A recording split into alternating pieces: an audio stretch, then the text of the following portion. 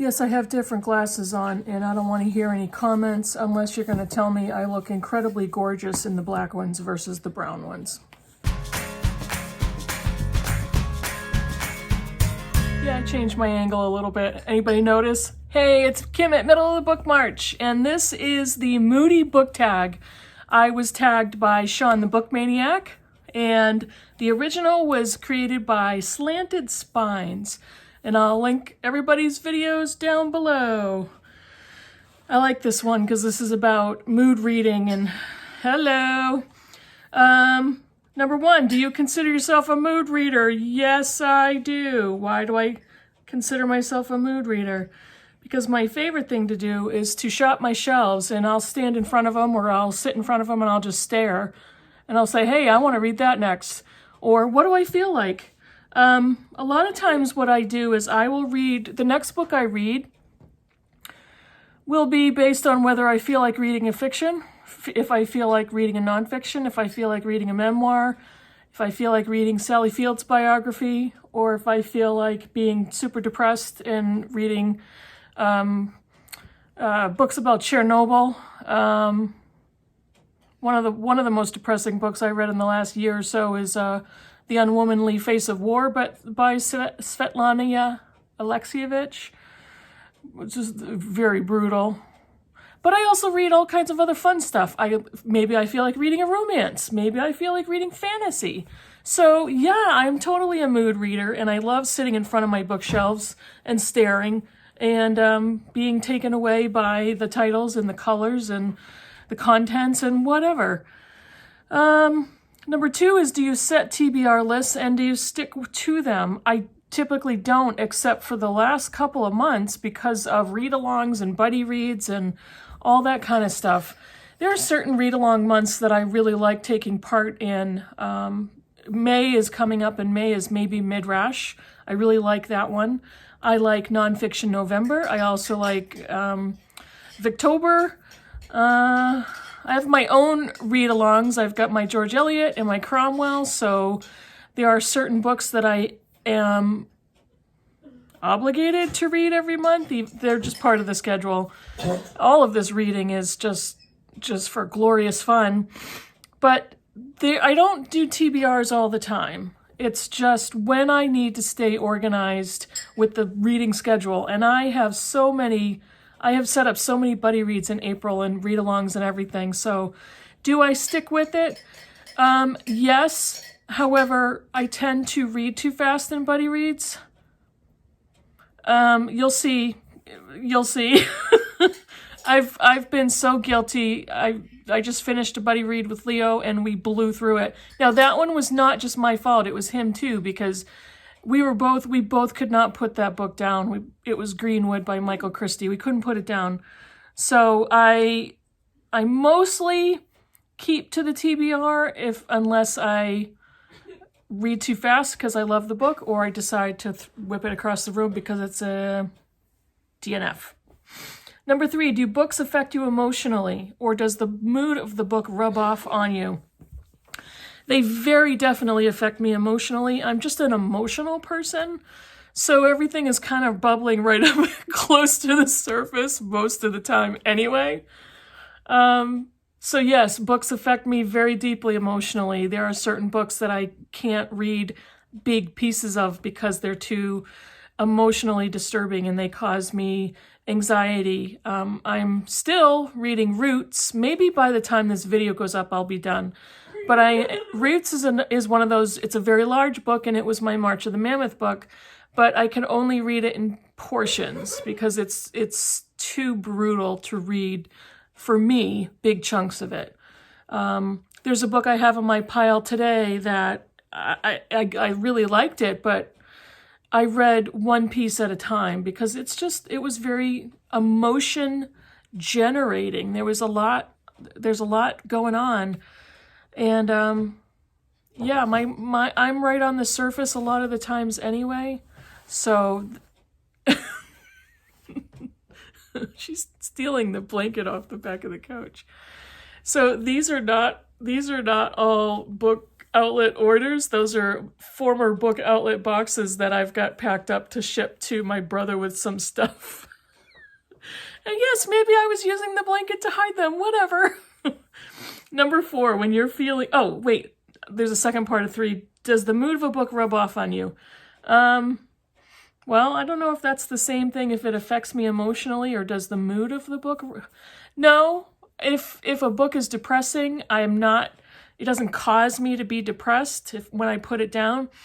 If a book angers me, especially if it's nonfiction, I may continue to talk about that content, and everybody around me has to listen, but it doesn't make me feel in a bad mood, like I'm going to treat somebody badly.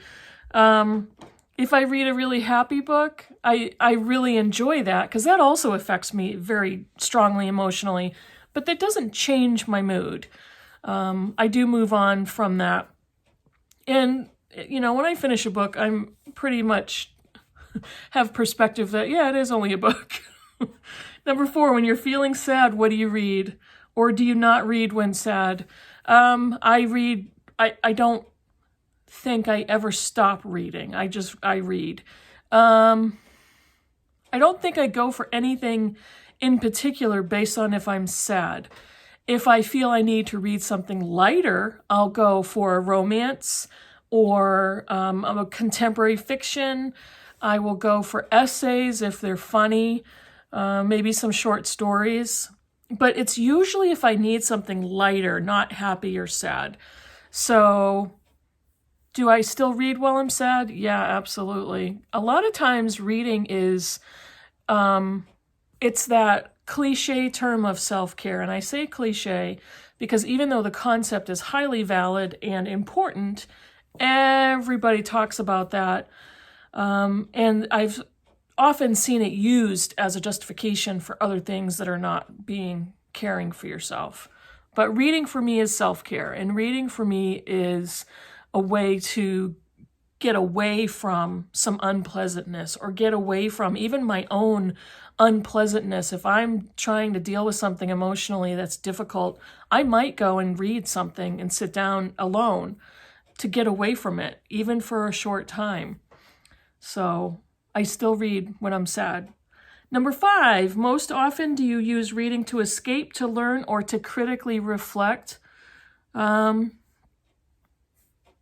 All 3, although I don't often use it to escape, although a lot of times it does do that for me as I'm reading, especially if it's fantasy. Fantasy is great for wanting to escape, especially because it's fantastical and there's not a lot of stuff that is going to resonate realistically, maybe here and there, but I don't specifically read to escape.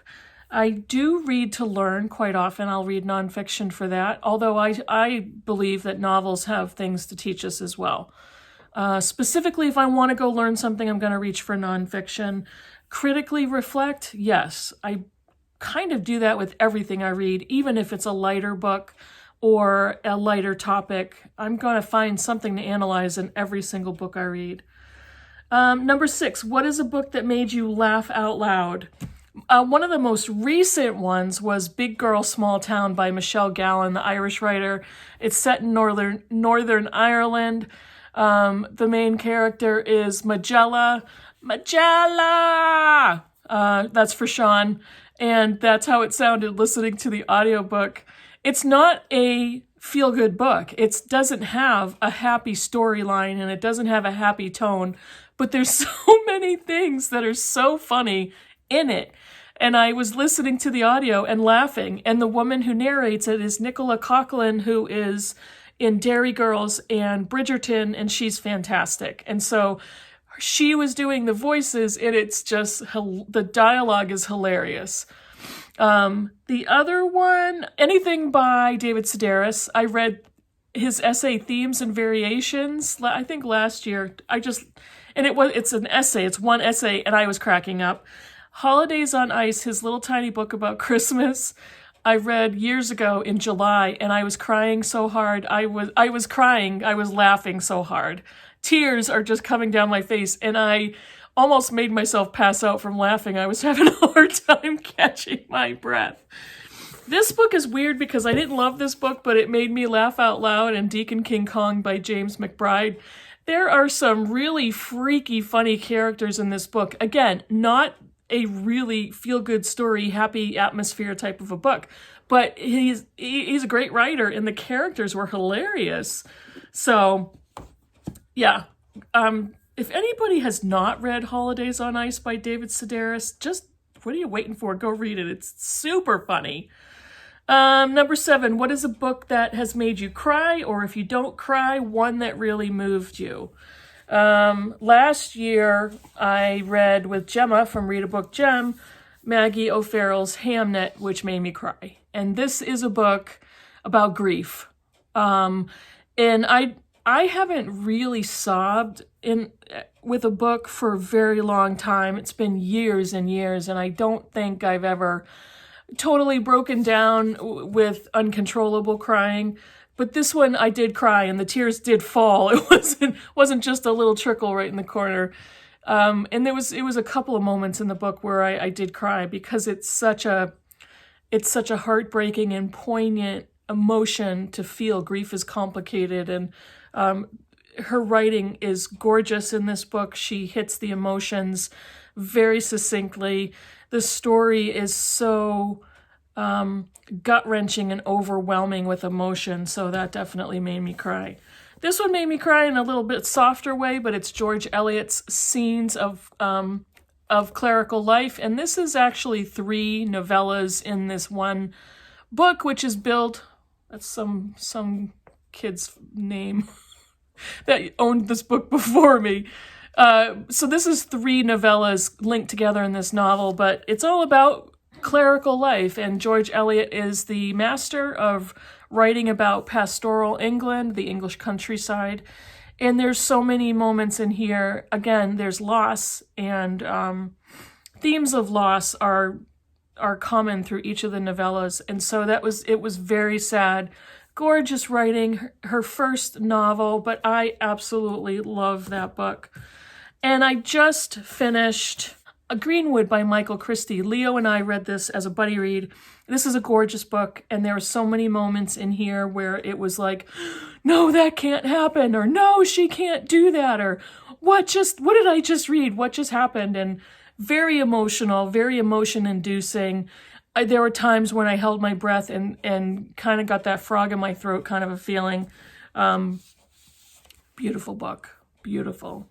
Number 8, what is a book that you didn't even know how you felt about? This is a very good book, really interesting, but I struggled with, I don't even know what I think about this. I don't even know what to rate this book. I do use Goodreads for ratings. This is The Ministry of Utmost Happiness by Arundhati Roy. I think this is one of Shawn's favorites. This is an exceptional book, but it's complicated, it's complex. Partition politics in India and Pakistan. There's a lot of story. There's a lot of storylines and plots and characters. Roy is an Indian activist, and so a lot of her narrative is very politically motivated and directed. And so it was like, this would be really good to read with some nonfiction on Indian politics and the time during partition, and just wildly complex with a novel. However, I really liked it, and I loved her writing in this book, not in her first one. So I went back and forth between how I felt about this, and I went back and forth with how I rated it, and I ultimately upgraded the rating. I think I gave this a 4-star. Even at a 3-star, I really loved this book, but this is not the type of book I could recommend to just anybody. This would be too hard for a lot of general readers, and it's something I would absolutely reread. The other one was a memoir, and memoirs are tricky because I don't want to read a memoir and be like, what did I just read, and how do I rate this? Because the writing could be good, and the personal story could be wacky, or vice versa. The writing could be wacky or bad or weird, and the story could be exceptionally interesting. This is Maggie O'Farrell again, but her memoir, I Am. And I love her writing. I love her voice and her tone. But some of the situations in this book that she ended up in, it's like, that didn't have to happen. I think and I read this with my In Real Life book club, and we all said the same thing. Like, there were certain things in here that were kind of preventable. The subtitle is 17 Brushes with Death, and this is her documenting different points in her life where she almost died, or somebody who she was very close to almost died or could have died.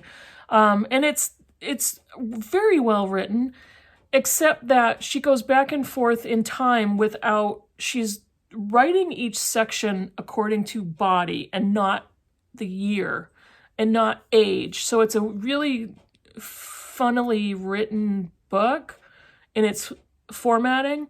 I love her style and I love her writing tone. But some of the situations in here were like, that's kind of messed up a little bit. Let's see. Number 9, are you more likely to read on a sunny day or a cloudy day? I'm more likely to read on a day. When it is a cloudy day or a rainy day, I get a little happier because that means I can prevent myself from going anywhere, so I can stay home and hunker down and make more coffee and read. So I do enjoy that. But I don't think the weather makes it easier or harder for me to justify reading. Number 10, do you usually set the mood when you read? Music, lights, smells, etc.? Not really. I do like having coffee. I don't care about location. I don't light candles. I don't listen to music when I read. I do like quiet, but if at all possible and I'm stuck and I have nowhere else to go and it's going to be noisy, I will still read, and I have honed the art of tuning everything else out. So no, I don't usually set the mood. Typically doesn't matter to me. Maybe back in the day, but I just don't care anymore. Number 11, can you leap from book to book or do you need buffer time? I leap right from book to book. And I don't like buffer time because then I'm like, now I've lost the mojo and I've lost the motivation, I've lost the buzz, and I'm like, nope, gotta go to the next one. Because it's like a drive, not that I need another fix. It's not a negative, I gotta go. It's just I'm enjoying this so much and I don't want to lose the momentum. But I like reading like that. I love reading every day. I love reading several books. Well, at this point in this month, I'm overwhelmed, but I like reading a few books at a time. And I'm trying to think of one day, maybe I'll go back to reading one book at a time. I'm not sure that's going to happen. But I love going book to book. I don't really take any time in between. That's the tag. Here are my tags. I originally tagged some people that had already done it. Karen Evans at Karen Evans, Leo at A Little Book Life, Berna at Berna's Bookish Adventures, and Scott and Nell at Gunpowder Fiction and Plot.